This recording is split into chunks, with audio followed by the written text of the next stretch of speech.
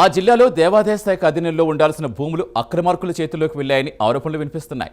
జిల్లాలో దాదాపు అన్ని ప్రముఖ దేవాలయాల్లో కోట్ల రూపాయలు విలువ చేసే భూములు అన్యాక్రాంతమైనవని భక్తులు ఆవేదన వ్యక్తం చేస్తున్నారు. అధికారులు సైతం ఈ విషయం ధృవీకరిస్తూ పలు భూములు వివాదమై కోర్టు కేసుల్లో ఉన్నాయని, వాటిని సంరక్షించేందుకు చర్యలు తీసుకుంటున్నామని పేర్కొంటున్నారు. ఇంతకు ఆ జిల్లా ఏది?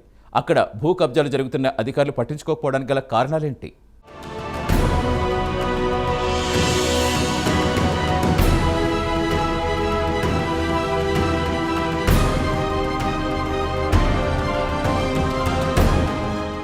నిర్మల్ జిల్లాలో దేవాదాయ శాఖ పరిధిలోని భూములు యథేచ్ఛగా కబ్జాల పాలవుతున్నట్టు ఫిర్యాదులు ఉన్నాయి. జిల్లాలోని చారిత్రక దేవాలయాలకు సంబంధించిన భూములను కొంతమంది పలుకుబడి పరపతి గల వ్యక్తులు తమకున్న రాజకీయ అండదండలతో యథేచ్ఛగా ఆక్రమణలకు పాల్పడుతున్నట్టు చెబుతున్నారు. మరికొంతమంది ఏకంగా దేవాదాయ శాఖ భూములకు సంబంధించిన రికార్డులను తారుమారు చేసి తమ పేరిట పట్టాలు చేసుకున్నట్టు సైతం విమర్శలున్నాయి. సంబంధిత శాఖ అధికారులు చూసి చూడనట్టు వ్యవహరించడం అనుమానాలకు తావిస్తోంది.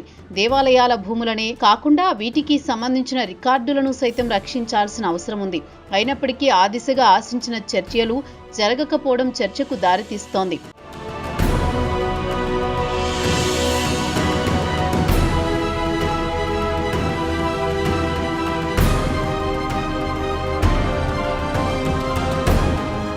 ఇకపోతే నిర్మల్ జిల్లాలో మొత్తం 273 దేవాలయాలుండగా ఈ దేవాలయాల పరిధిలో దాదాపు 1472 ఎకరాల భూములు ఉన్నట్టు అధికారులు స్పష్టం చేస్తున్నారు. ఇందులో నుంచి చాలా ఎకరాల వరకు పరాధీనంలో ఉన్నాయని ఆయా దేవాలయాల పరిధిలోని గ్రామాల భక్తులు ఆరోపిస్తున్నారు.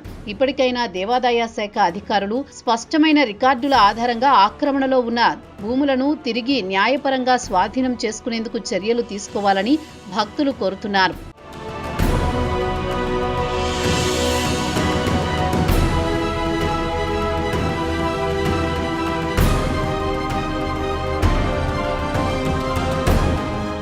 ఇదిలా ఉంటే బాసరలో ప్రసిద్ధ సరస్వతి పుణ్యక్షేత్రంతో పాటు IIIT ఉన్న కారణంగా ఇక్కడ భూములకు ఎక్కువ డిమాండ్ ఉంది. దీనిని దృష్టిలో పెట్టుకున్న అక్రమార్కులు కొంతకాలం నుంచి బాసర ఆలయ భూములను అన్యాక్రాంతం చేస్తూ వస్తున్నారు. ఆలయానికి సంబంధించి మొత్తం 16 ఎకరాల భూమి అన్యాక్రాంతమైనట్లు ఆరోపణలున్నాయి. బాసరలోనే కాకుండా సమీపంలోని మహారాష్ట్రలో కూడా ఈ ఆలయాలకు భూములు ఉన్నట్టు చెబుతున్నారు. అయితే కొంతమంది ప్రముఖ వ్యక్తుల అండదండలతో బినామీలు ఈ భూములకు సంబంధించిన రెవెన్యూ రికార్డులను తారుమారు చేసినట్లు తెలుస్తోంది. తమ పేరిట తప్పుడు రికార్డులు సృష్టించుకోవడమే కాకుండా ఆ భూములను తమ ఆధీనంలోకి తీసుకున్నట్టు చెబుతున్నారు. ఇటీవల రాష్ట్ర ప్రభుత్వం బాసరను మాస్టర్ ప్లాన్ కింద పూర్తిస్థాయిలో అభివృద్ధి చేస్తామంటూ ప్రకటించిన సంగతి తెలిసిందే. అయితే 16 ఎకరాల భూమి కబ్జాదారుల నుంచి స్వాధీనం చేసుకున్నట్లయితే అభివృద్ధి పనులకు ఈ భూమి ఎంతో తోడ్పడుతుంది.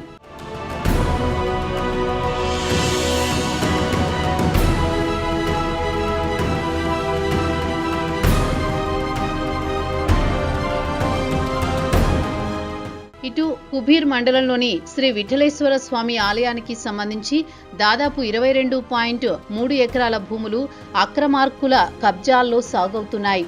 అయితే ఈ ఆలయానికి సంబంధించిన మరో 6 ఎకరాలకు పైగా భూములు పరాధీనంలో ఉన్నట్టు చెబుతున్నారు. ఈ ఆలయం జిల్లాలోనే చారిత్రకంగా ప్రసిద్ధి చెందింది. అదేవిధంగా అడెల్లి మహాపోచమ్మ దేవాలయ పరిధిలో 7.36 ఎకరాల భూమి ప్రస్తుతం ఉంది. ఈ భూమిలో షాపింగ్ కాంప్లెక్స్తో పాటు ఆలయం ఎదుట ఖాళీ స్థలం కూడా పరిగణలో ఉంది.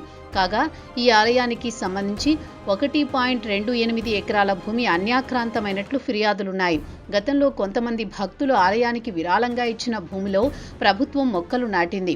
బీఆర్ఎస్ ప్రభుత్వ హయాంలో ధరణి పోర్టల్ సహకారంతో గతంలో విరాళంగా ఇచ్చిన భూములకు బినామీ రైతుల పేరిట రికార్డులు సృష్టించడమే కాకుండా ఆ భూముల నుంచి చెట్లను తొలగించారు. ఈ భూములను ఇతరులకు విక్రయించడం ప్రాధాన్యత సంతరించుకుంటోంది.